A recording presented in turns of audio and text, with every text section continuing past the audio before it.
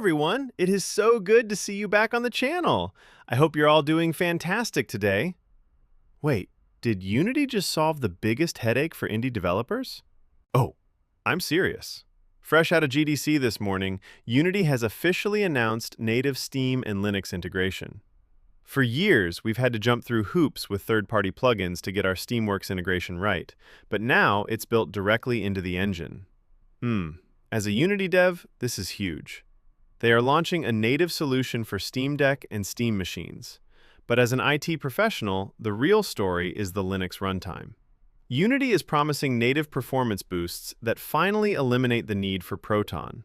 This isn't just a patch, it's a strategic move. By making Linux a first-class citizen, Unity is betting on a future where Windows isn't the only player in the game.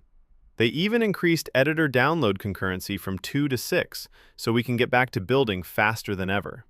So, do you think this makes the Steam Deck the ultimate target for indie games in 2026? Tell me in the comments, I read every single one. If you want to stay synced with the future of game dev, hit that subscribe button. I'll see you in the next one.